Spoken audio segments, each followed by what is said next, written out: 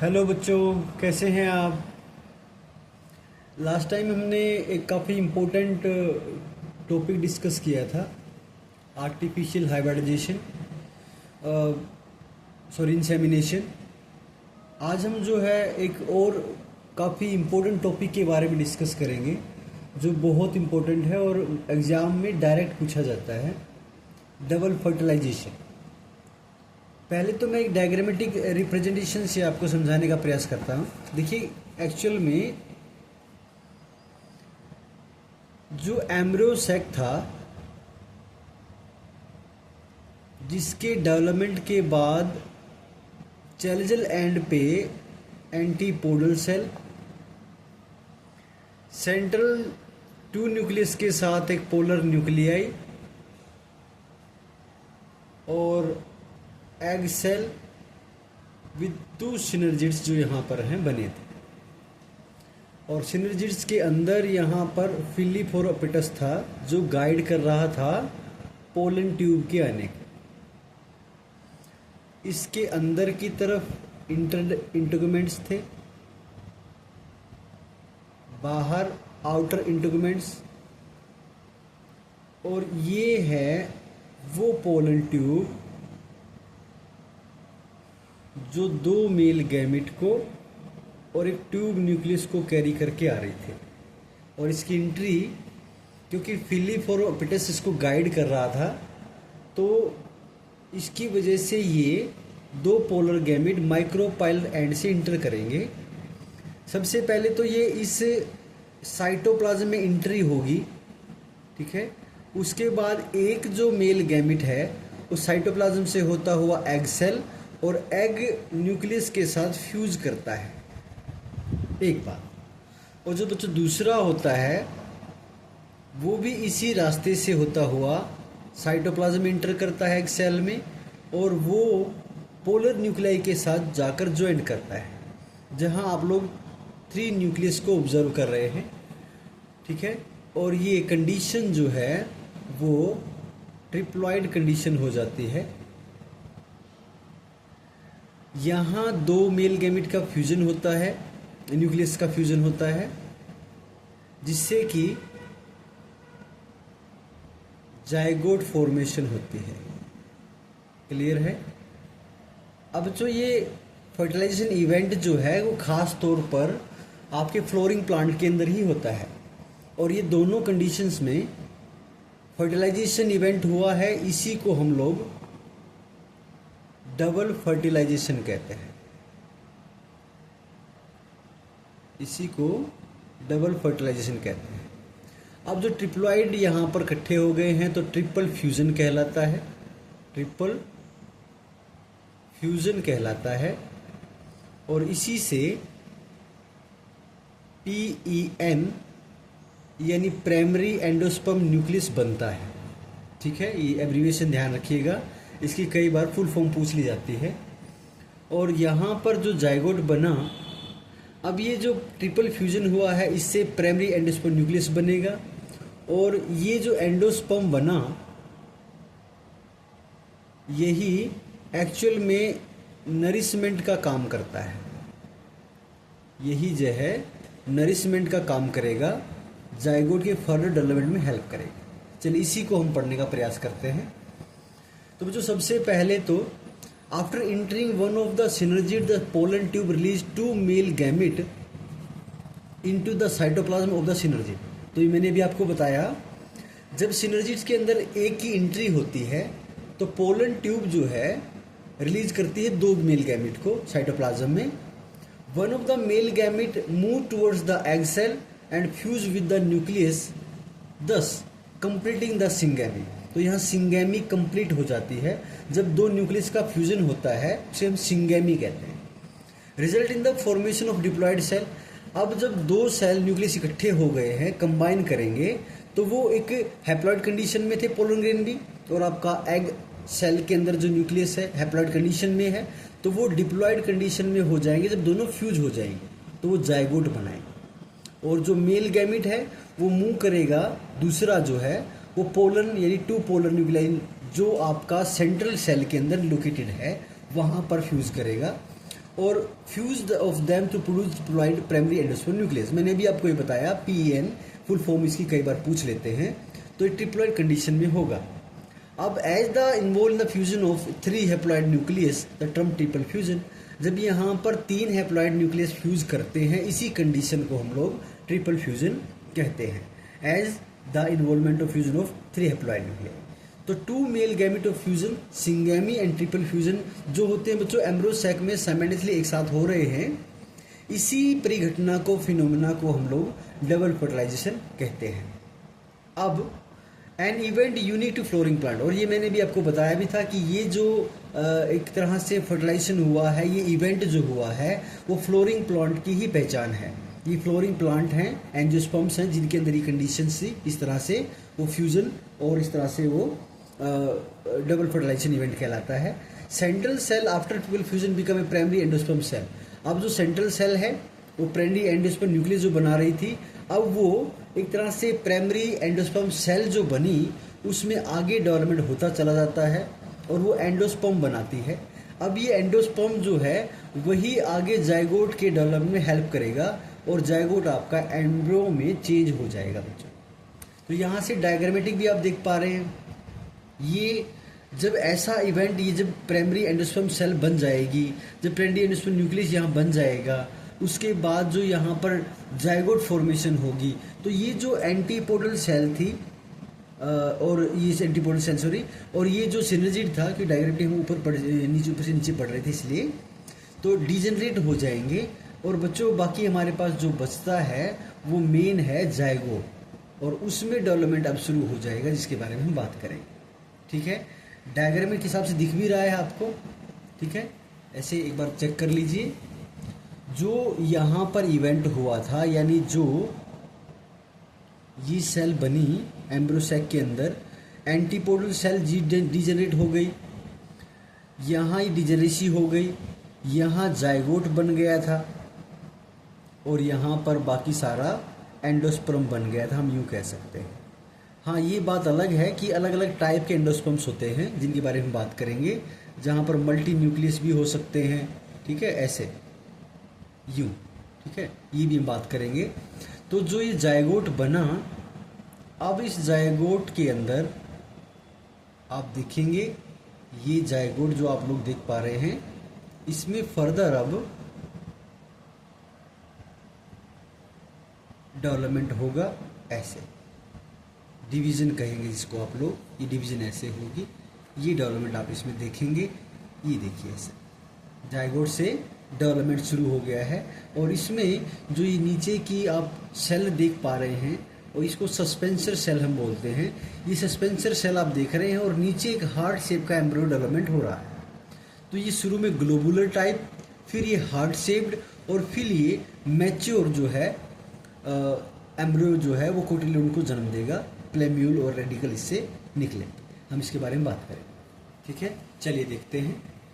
तो बच्चों सबसे पहले तो हमारे पास पोस्ट फर्टिलाइजेशन है, यानी पोस्ट फर्टिलाइजेशन का मतलब है कि फर्टिलाइजेशन होने के बाद की जो इवेंट हैं वो इसमें शामिल हैं। स्ट्रक्चर और इवेंट क्या है, तो सबसे पहले तो डबल फर्टिलाइजेशन हुआ, उसको फॉलो करते हुए एंडोस्पर्म बना और एम्ब्रियो का जो है डेवलपमेंट स्टार्ट हुआ। उसके बाद ओव्यूल सीड में और ओवरी फ्रूट में चेंज हो जाती है। ये सारी जो घटनाएं होती हैं इनको कलेक्टिवली हम लोग पोस्ट फर्टिलाइजेशन इवेंट बोलते हैं।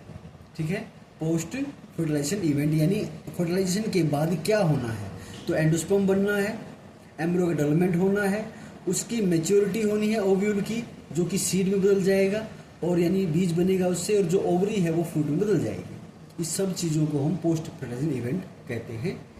हाँ, एंडोस्पर्म के बारे में जानकारी ले लेते हैं। तो एंडोस्पर्म जो है development proceeds embryo development.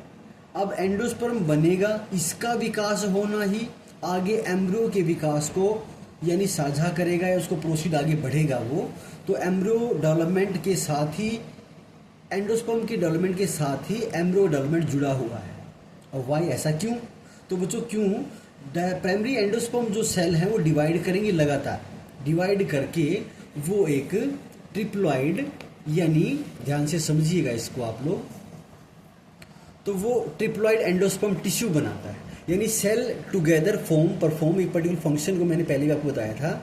Cell जब कंटिन्यू डिवाइड होके और किसी पर्टिकुलर फंक्शन के लिए एक टिश्यू लेवल पर काम करना शुरू कर देते हैं तो उसे टिश्यू लेवल यानी ऑर्गेनाइजेशन कहते हैं। और इस तरह से एंडोस्पर्म टिश्यू बन गया है। तो सेल जो होंगी इस टिश्यूज के अंदर वो filled with reserve food material, हर सेल के अंदर एक रिजर्व फूड जो है मटेरियल भरा होता है जो आगे डेवलपिंग एम्ब्रियो के नरिशमेंट के लिए काम करता है। तो इसीलिए हम इसको कह रहे थे कि एंडोस्पर्म का जो मैच्योरेशन होता है या उसका जो डेवलपमेंट होता है वही एक्चुअल में एम्ब्रियो के डेवलपमेंट से जुड़ा हुआ है। तो यहाँ से इसका आंसर दिया जा सकता है बच्चों। In the most common type of endosperm development जो हमारे पास है PEN, प्राइमरी एंडोस्पर्म न्यूक्लियस, उसके अंदर लगातार न्यूक्लियर डिवीजन होती रहती है और उससे बहुत सारे न्यूक्लियाई बनते हैं, फ्री न्यूक्लियाई बनते हैं। और इस स्टेज को हम endosperm development is called free nuclear endosperm भी कहा जाता है। तो वो जो मैं वहाँ पे आपको बता रहा था कि बहुत सारे न्यूक्लियाई डिवाइड होकर एक सेलुलर यानी सेलुलर ऑर्गेनाइजेशन की तरह काम करते हैं और इसको हम लोग एक्चुअल में टिश्यू बोलते हैं। ये प्राइमरी एंडोस्पर्म टिश्यू कहलाता है। जो सेल हैं वो कंबाइन करती हैं और एक्चुअल में डिवाइड होती रहती हैं और टिश्यू के फॉर्म में काम करना शुरू करती हैं। इसे टिश्यू लेवल ऑर्गेनाइजेशन कहा जाता है।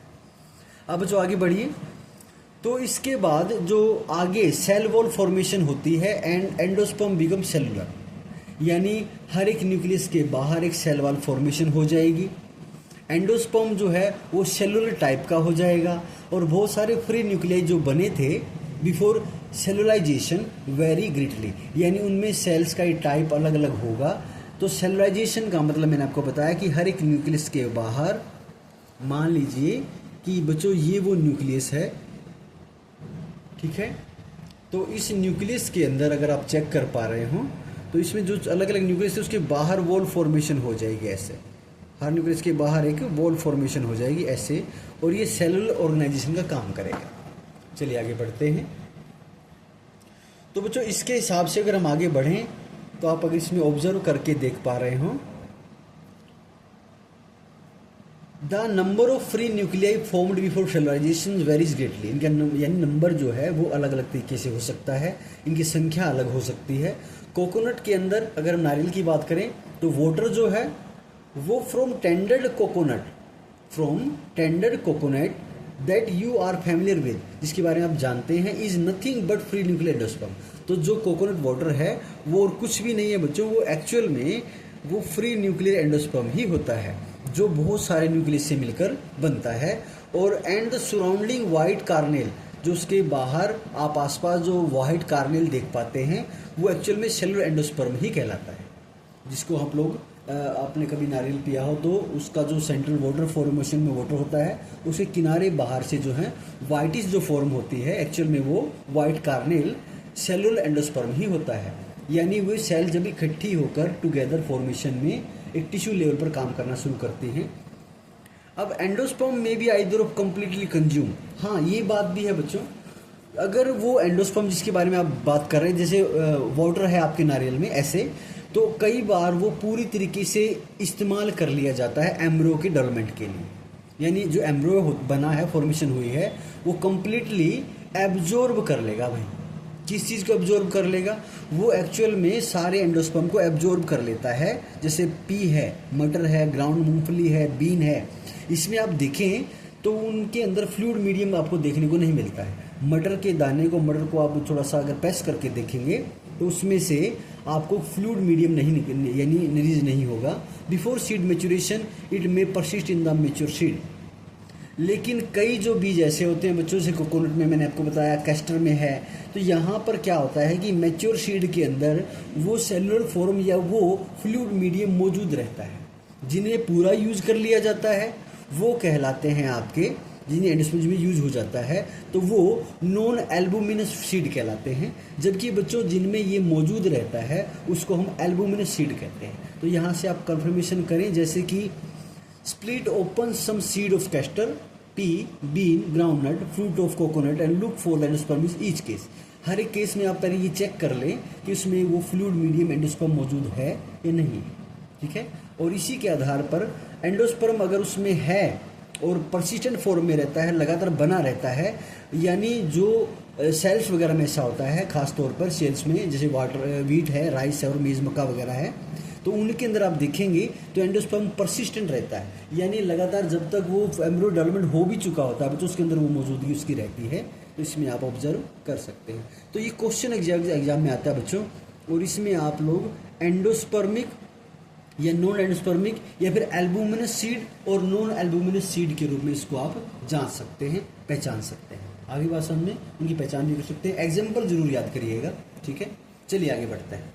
तो बच्चे अगला जो इवेंट हमारे पास अब है जिसके बारे में हम बात कर रहे हैं, वो एक्चुअल में आपका एम्ब्रियो से जुड़ा हुआ है। एम्ब्रियो के बारे में बात कर लेते हैं। तो बच्चों यहाँ पर embryo development at the micropylar end of the embryo sac where the zygote is situated. तो एम्ब्रियो सैक का डेवलप, एम्ब्रियो सैक के अंदर माइक्रोपाइल सिरे पर एम्ब्रियो का डेवलपमेंट हो रहा है और वहाँ पर जाइगोट मौजूद है। Most zygote divide only after certain embryonic form. ज़्यादातर में जब वो एंडोस्पर्म कम्प्लीटली या ये ज़्यादातर बन चुका होता है तब आपका जाइगोट डिवाइड करना शुरू करता है, और यानी डिवाइडेशन उसकी वहाँ से शुरू होती है। और ये जो एडेप्टेशन है, ये जो अनुकूलता है जिससे आधार पर बहुत सारे एम्ब्रियो डेवलपमेंट के लिए पौधों ने खुद को ढाल लिया है, उसमें this is an adaptation to provide assured nutrition. Zygote का डेवलपमेंट शुरू तब होता है बच्चों, उसमें डिवीजन तब शुरू होती है जब एंडोस्पर्म बन चुका होता है। इससे पहले एंडोस्पर्म बनने का फ़ायदा ये होता है कि एश्योर्ड न्यूट्रिशन, यानी एम्ब्रियो को, डेवलपिंग एम्ब्रियो को जाइगोट के बाद जो एम्ब्रियो फॉर्मेशन होती है उसको श्योरली न्यूट्रिशन मिलेगा ही मिलेगा। एश्योर्ड कंडीशन है, यानी ऐसा होगा ही होगा। तो जब एंडोस्पर्म कंफर्म बन चुका होता है तो एम्ब्रियो बनना शुरू होता है, जाइगोट से एम्ब्रियो बनना शुरू होता है। 2 सीड डिफर ग्रेटली। हालांकि अर्ली स्टेज में एम्ब्रियो डेवलपमेंट जब होता है, जैसे ये क्या कह रहा है कि सीड डिफर ग्रेटली, इसमें अंतर देखने को आपको मिलेगा।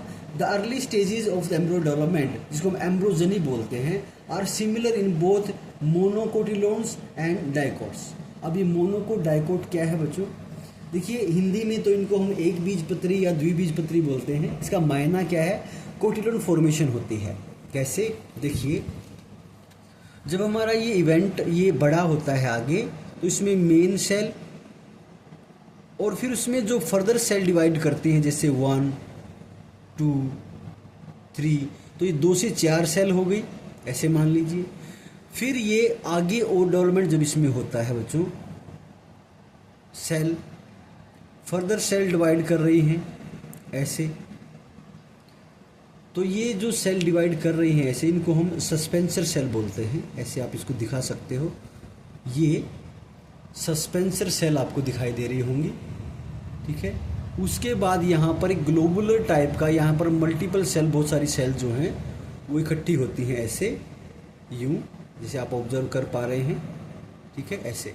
तो ये मल्टीपल सेल बनी। इसके बाद ये जो है बच्चों, एक जो ग्लोबुलर शेप था यहाँ पर सेल का, ऊपर जो ये सब्सिडरी सेल आप देख रहे थे ये इस तरह से, तो यहाँ इन सेल के अंदर अब जो डिवीज़न हो गई थी, सेल्स अलग अलग आपको ऑब्जर्व हो रही थी, सेल देख रहे हैं, इस तरह की सेल्स आप इसमें देख रहे हैं, डेवलपमेंट देख रहे हैं। तो बाद में ये एक हार्ट शेप ले लेता है ऐसे, ऐसे ये एक हार्ट शेप ले लेता है बच्चों, ऐसे आप देख पा रहे हैं, ये सब्सिडरी सेल्स देख रहे हैं ऐसे। तो हार्ट शेप में भी ये बहुत सारी सेल्स आप लोग ऑब्जर्व कर पा रहे हैं। अब जो ये हार्ट शेप है, इन सेल सब के अंदर ध्यान से देखिएगा, ऐसे बहुत सारी सेल्स आप देख रहे हैं टिश्यू कम्बिनेशन फॉर्म में ऐसे। तो ये हार्ट शेप जो है, इसमें अब यहाँ पर अगर हम तो रफली देखें तो ये कोटिलोन फॉर्मेशन हो गई है ऐसे, ये 2 कोटिलोन्स बन गए हैं, और यहाँ पर जो सेल हैं वो डिवाइड करेंगी मैच्योरिटी से, और ये एक्चुअल में प्लीम्यूल बनाएंगी, जो फ्यूचर का सूट सिस्टम होता है, ठीक है।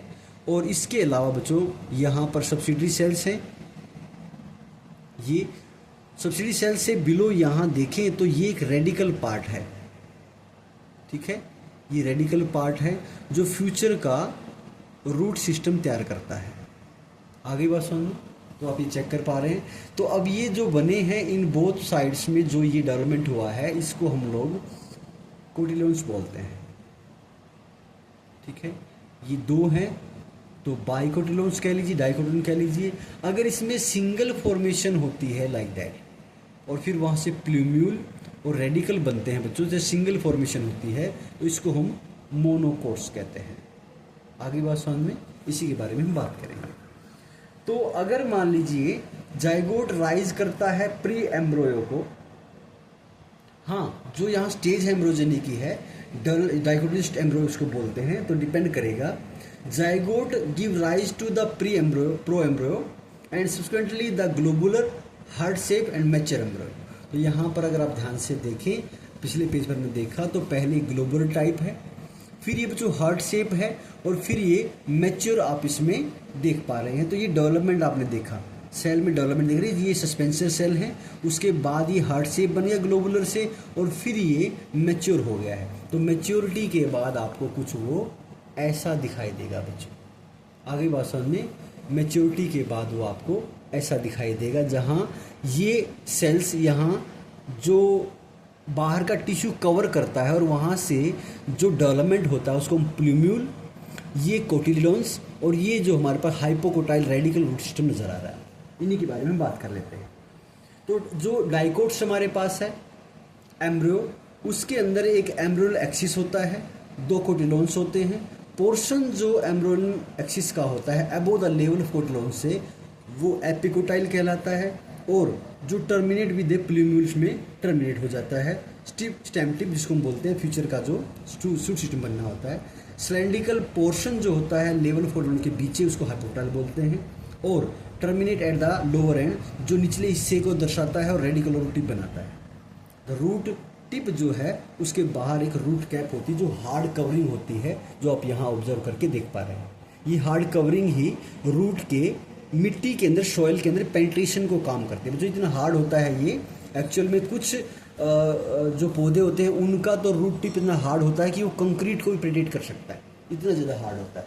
तो रूट टिप जो है उसके बाहर की कवरिंग को हम लोग रूट कैप बोलते हैं। अगर हम एक एक्सिस लेवल पर ये चीज़ देखें ऐसे, तो बच्चों मान लीजिए कि ये कोटिलोन्स हैं, समझिए ज़रा थोड़ा सा, मान लीजिए कि ये कोटिलोन्स हैं ऐसे, उसमें ये बीच का एरिया जो आप देख पा रहे हो, एक्सिस से जो ऊपर का एरिया है, अब ये एक्सिस से ऊपर का एरिया है, और ये एक्सिस से नीचे का एरिया है। तो ये ऊपर का एरिया एपिकोटाइल, ठीक है, और ये जो एक्सिस से बिलो लेवल है ये, इसको हम हाइपोकोटाइल कहते हैं। ध्यान रखिएगा, हाइपोकोटाइल, एपिकोटाइल। एपिकोटाइल जो है एक्चुअल में वो एक कवरिंग है, टिश्यू कवरिंग कह सकते हैं, जिसके अंदर से फिर आगे देखें आप लोग, जहाँ से ये कोटिलोन्स हैं, ये एपिकोटाइल था यहाँ पर, ये नीचे हाइपोकोटाइल था, ये कोटिलोन्स मान लो। तो यहाँ से अब प्लूम्यूल का राइज होता है, और यहाँ नीचे से रेडिकल का राइज होता है। रेडिकल से फिर जड़ें बनती हैं आगे बच्चों, और ये आगे चल के फिर एक टिश्यू यानी जो प्लांट्स में चेंज हो जाता है ऐसे। तो आप इसको ऑब्जर्व कर पा रहे हैं, एपिकोटाइल अपर लेवल और हाइपोकोटाइल नीचे के लेवल का है। हाँ, यहाँ पर रेडिकल जो है, अगर मान लीजिए ये रेडिकल पार्ट है ऐसे, और इसको बाहर से जो कवर किए हुए है ये टिश्यू, ये ऐसे, तो इसको कोलियोरिजा, और ऐसे ही मान लीजिए कि ये एपिकोटाइल यानी प्लूम्यूल है, इसको बाहर से जो टिश्यू कवर किए हुए है ऐसे, इसको कोलियोप्टाइल कहते हैं बच्चों। आगे बात समझने, ये नाम याद रखिएगा, कोलियोप्टाइल, कोलियोरिजा क्या है, ठीक है। चलिए आगे बढ़ते हैं। इस तरह से बच्चों एम्ब्रियो के अंदर मोनोकोट्स अगर है, वो मोनोकोटिलोन्स है, तो उसके अंदर एक ही कोटिलोन्स होगा, और ये खास तौर पर ग्रास फैमिली में देखने को मिलता है, इसको हम स्कूटुलम बोलते हैं। अब यहाँ ये ऑब्जर्व करिए, तो ये आप जैसे ध्यान से देख पा रहे हैं, ठीक है, इसमें ये स्कूटुलम है। स्कूटुलम जो है वो आप मोनोकोट्स के अंदर देखेंगे, और ग्रास फैमिली में खासतौर पर ऑब्जर्व करते हैं। ये एक साइड में, लेटरल साइड में सिचुएटेड है, इसके लेटरल साइड में मौजूद है one of the embryonal axis के। एट द लोअर एंड पर देखेंगे तो एम्ब्रियोनल एक्सिस हैज ए, अगर लोअर हिस्से पर देखें तो बच्चों ये रेडिकल जो पार्ट था उसको बाहर से ये रूट कैप है और उसको बाहर से टिश्यू ने कवर किया हुआ है, ऐसे इसको कोलिरुजा कहते हैं। ऐसे फिर एपीब्लास्ट बाहर का एरिया, ये सूटोपेक्स देख रहे हैं, ये इसको बाहर से प्ल्यूमल को कवर करता हुआ जो एरिया नजर आ रहा है उसको हम कोलिप्टाइल बोलते हैं। ठीक है, ये आप याद रखिएगा बच्चों, ये डायग्रामेटिक समझा सके तो बड़ी अच्छी बात है। आगे बढ़िए, तो आज हम देखेंगे आगे इसमें, चेक करिए बच्चों, ये देखिए यहाँ पर जो रेडिकल बना रूट कैप, इसको एंक्लोज किया गया है, तो अनडिफरेंशिएटेड शीथ है जो कवरिंग है जिसको हम लोग कोलिरुजा बोलते हैं। रूट कैप यानी रेडिकल रूट कैप के बाहर की तरफ या रेडिकल रूट कैप को कवर करती हुई जो कवरिंग है शीथ जिसको हम बोलते हैं वो कोलिरुजा कहलाती है। और एम्ब्रियोनल एक्सिस के अबो लेवल पर जो अटैचमेंट है जहाँ पर स्क्रूटलम जुड़ा होता है वो एपिकोटाइल कहता है। और एपिकोटाइल के अंदर सूटोपेक्स जो पार्ट है और कुछ लीफ प्रिमोडिया हैं। लीफ प्रिमोडिया बच्चों जो अनमेच्योर्ड लीफ हैं जो बाद में सूट सिस्टम को या लीफ को मैच्योर करके दिखाएंगी, वो छोटी सेल्स या वो एनक्लोज या एक तरह से हम कह सकते हैं कि उसको हम लोग बड कंडीशन बोलते हैं, लीफ प्रिमोडिया। एनक्लोज इन ए होलो यानी फोलियर स्ट्रक्चर, तो वहाँ पर एक स्ट्रक्चर जो उसको कवर करता हुआ दिखाई देता है उसको कोलिप्टाइल कहा जाता है। तो कोलिप्टाइल क्या है? एपिकोटाइल के बाहर की कवरिंग कह लीजिए, और जो आपका कोलिरुजा है वो रूट कैप के बाहर की कवरिंग है, शीथ है जिसको हम बोलते हैं। वो कोलिप्टाइल कोलिरुजा क्या है, अक्सर 1 नंबर में एग्जाम में पूछा जाता है। सो के फ्यू सीड्स, अगर आप इसमें ऑब्जर्वेशन करना चाहते हैं, प्रैक्टिकल इवेंट देखना चाहते हैं बच्चों, तो आप ऐसा करिए कि कुछ पानी के अंदर बीजों को भिगो दीजिए, खास तौर पर गेहूं के हों, मक्का के हों, मटर के हों, चिकन पी, ग्राउंडनट वगैरह के, तो इनको पूरी रात भर भिगो दीजिए। फिर split the seed and observe the various part embryo, तो उस बीज को आप लोग अगर उस बीज को कट करते हैं और उसका लॉन्गिट्यूडल सेक्शन कट करते हैं तो बच्चों आपको दिखेगा कि उसके अंदर वो पार्ट्स आपको नज़र आ जाएंगे जो आप देखना चाहते हैं। उसमें वाइट, जैसे आप लोग चने को भिगोगे बच्चों तो कुछ नमी की वजह से उसमें एक वाइटिस तेल निकलेगी। जैसे अगर मैं आपको थोड़ा समझाने का प्रयास करूं तो बच्चों देखो, जैसे ये मान लीजिए कि हमारा एक चना ही मान लीजिए इसको ऐसे, ये हमारा चना मान लीजिए ऐसे, ठीक है, और ये चना उसके यहाँ स्कार नज़र आ रहा है आपको, ऐसे चना होता है। तो आप देखिए इसको रात भर पानी में बच्चों आप लोग भिगो दीजिए। एक्चुअली इसको पानी में भिगोना है आपको, ठीक है, इसको आपने पानी में भिगो दिया मान लीजिए, ये वाटर एब्जॉर्ब करेगा। उसके बाद इसको आपने गीले यानी मान लो टिश्यू पेपर है उससे कवर कर देना है, इसको आपने कवर कर दिया। तो इसके अंदर धीरे धीरे बच्चों यहाँ से एक सफ़ेद धागे जी संरचना निकलेगी, ऐसे धागा ऐसे ये धागे जी संरचना निकलेगी। एक्चुअल में ये जो धागा सा दिख रहा है आपको, इसका मतलब उसके अंदर कोटिलोन्स के अलावा एम्ब्रियो का डेवलपमेंट जो हुआ अंदर की तरफ, ठीक है, ये सीड जो फॉर्मेशन हुई है ना, ये सीड ही तो है, उसके अंदर एम्ब्रियो का डेवलपमेंट शुरू हो गया है। इसी से फिर आप ऑब्जर्वेशन करके देखेंगे बच्चों कि जड़ें निकलना शुरू हो जाएंगी और उसी से फिर तना बनना शुरू हो जाएगा, ऐसे। ये ऑब्जर्वेशन आप उसमें कर सकते हैं, ठीक है। तो वो वाइटिस जो थ्रेड लाइक स्ट्रक्चर है धागे जैसा, उसकी बात कर रहा है। चलिए बच्चों सीड के बारे में बात कर लेते हैं। तो जो एम्ब्रियोस्पर्म है, जो सीड है, वो फाइनल प्रोडक्ट है। इसका मतलब बच्चों जो फ्लोरिंग प्लांट में सेक्सुअल रिप्रोडक्शन हुआ, जिस इवेंट के बारे में ही हम पढ़ रहे थे, एक्चुअल में जिसके बारे में पढ़ना चाह रहे थे हम लोग, ये वही पार्ट था। तो सेक्सुअल रिप्रोडक्शन जो है वो फाइनल प्रोडक्ट सीड में बदल जाएगा और often describe as a fertilise ovule. तो आप सीड को सेक्सुअल रिप्रोडक्शन का फाइनल प्रोडक्ट कहेंगे। एम्ब्रियोस्पर्म एंजियोस्पर्म में, एंजियोस्पर्म में एंजियो मतलब कवर्ड, स्पर्म मतलब सीड, तो आपने पढ़ा भी था कि जिनके बीज कवर्ड फॉर्म में हो उन्हीं को हम एंजियोस्पर्म कहते हैं। और ये फर्टिलाइज ओव्यूल है, यानी जब फर्टिलाइजेशन हो जाता है उसके बाद जो ओव्यूल है, ओव्यूल से सीड बनता है। सीड जो बना है इनसाइड द फ्रूट बनता है। कहाँ बनता है? फ्रूट के अंदर होता है। तो seed typically consist of seed coat, cotyledons and embryo axis. तो अगर आप बीज को देखें तो बीज के अंदर की तरफ आपको एक बीज की कवरिंग मिलेगी बाहर, उसको सीड कोट कहते हैं। कोटिलोन्स मिलेंगे उसमें, और एक एम्ब्रो उसके अंदर मिलेगा, जो एम्ब्रो एक्सिस पार्ट हमने देखा है। कोटिलोन्स जो होते हैं एम्ब्रो के अंदर सिंपल स्ट्रक्चर होते हैं, थिक और swollen due to storage of food. तो खास तौर पर एम्ब्रो के अंदर जो सिंपल स्ट्रक्चर है कोटिलोन्स, उनके अंदर ही मोटाई ज़्यादा होती है, उनकी फूले हुए भाग होते हैं, स्वोलन पार्ट, उसी के अंदर रिजर्व फूड मटेरियल होता है, खास तौर पर लेग्यूम्स वगैरह में। उनका मैच्योर सीड जो है, जिनमें एंडोस्पर्म कंप्लीटली यूज कर लिया जाता है, मैंने आपको बताया भी था, उनको नॉन एल्ब्यूमिनस या एक्स एल्ब्यूमिनस कहा जाता है।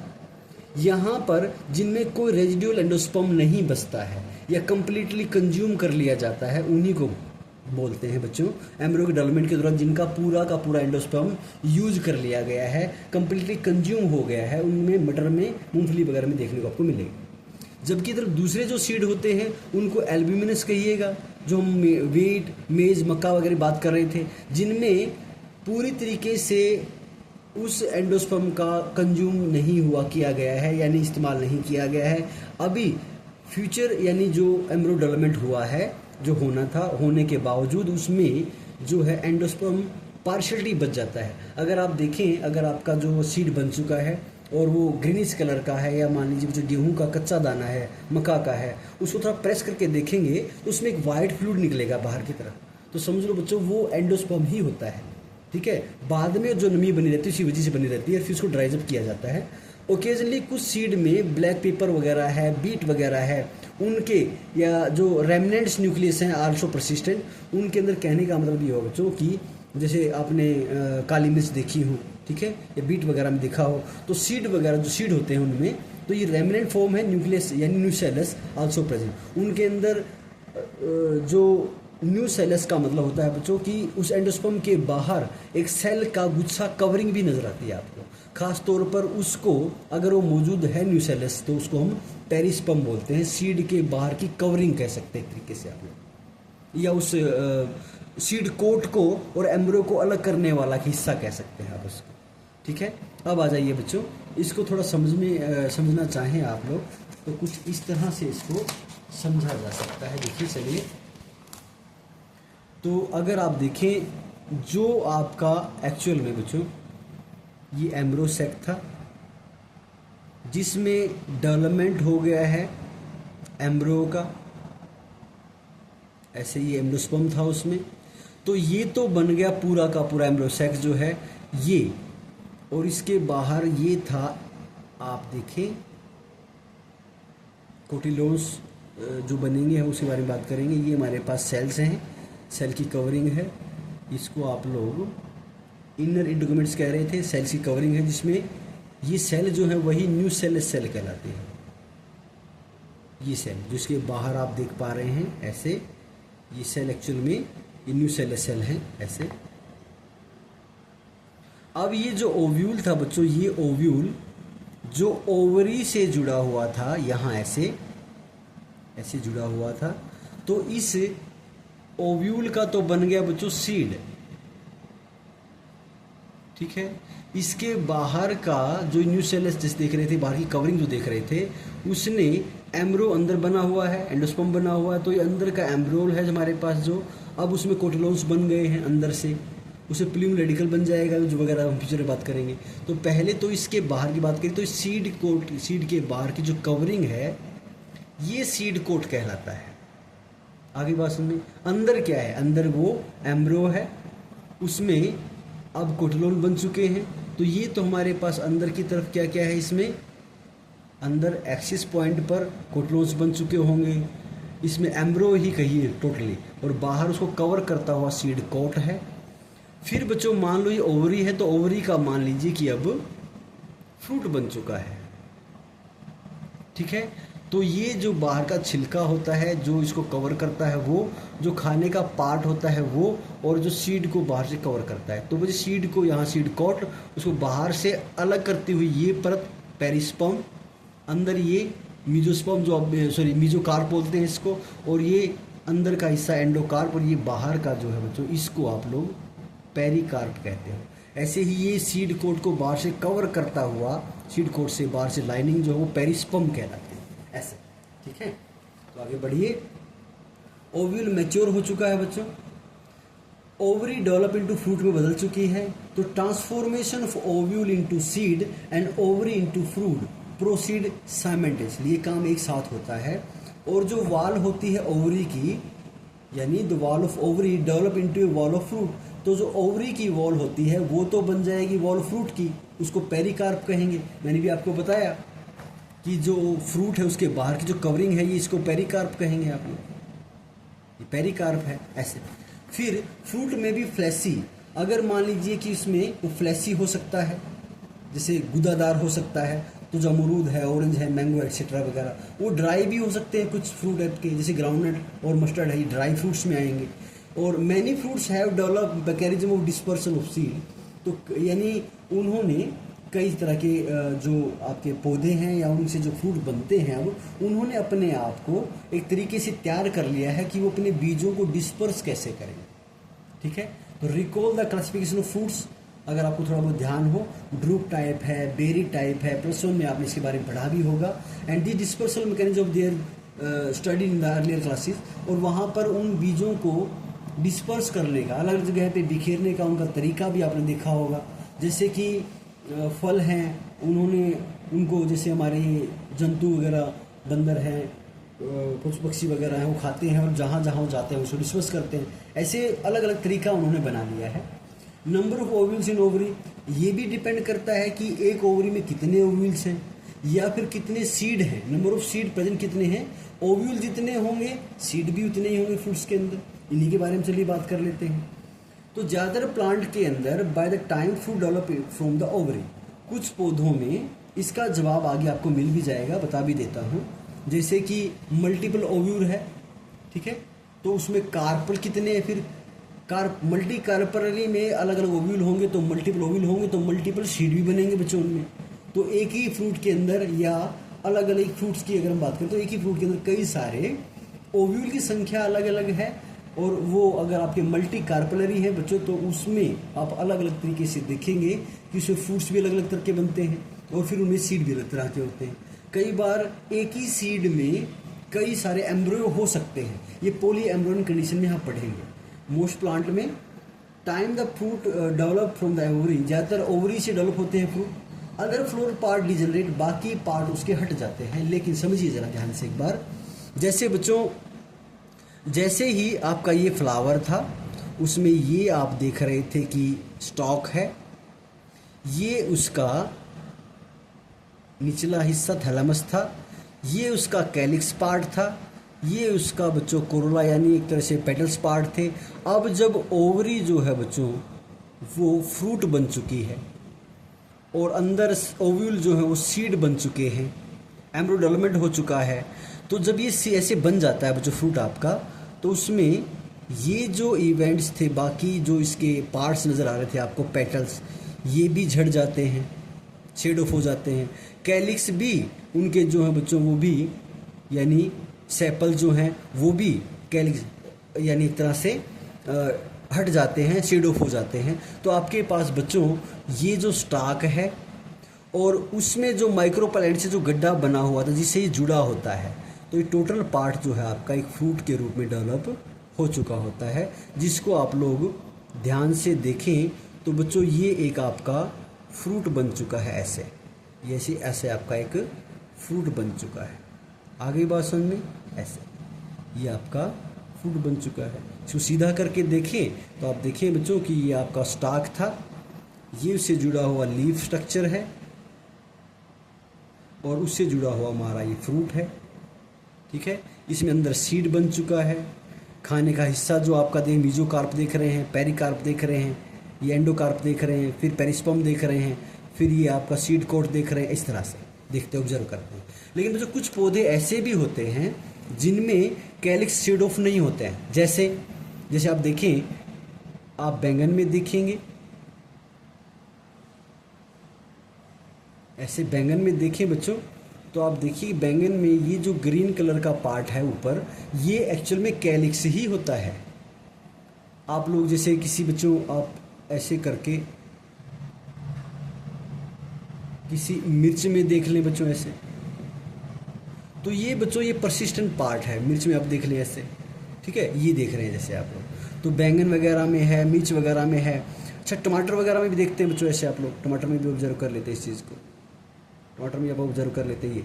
तो ये सारे परसिस्टेंट कैलिक्स कहलाते हैं, इनको हम लोग परसिस्टेंट कैलिक्स कहलाते हैं। ये शेड ऑफ नहीं होते हैं ऐसे, तो इनको परसिस्टेंट कैलिक्स कहा जाता है। आगे बात समझ में। तो बच्चों कुछ के अंदर जो है ये फ्लोरल पार्ट डिजेनरेट होकर फॉल ऑफ हो जाता है। हालांकि कुछ स्पीसी ऐसी हैं, एप्पल, स्ट्रॉबेरी, कैश्यू वगैरह, जिनमें थैलेमस जो है वो पार्टिसिपेट करता है।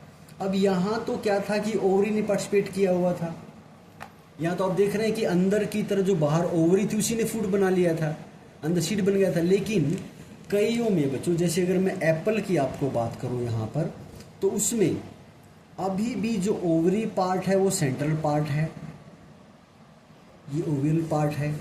उसके अंदर आप सीड को देख पा रहे हैं, ये सीड है उसके अंदर की तरफ, ठीक है। तो ये ओवल पार्ट हो गया। बल्कि बच्चों जो ये थैलेमस पार्ट आप देख रहे थे, ये नीचे थैलेमस पार्ट था, उसने एक्चुअल में ऐसे उसने पार्टिसिपेट किया हो।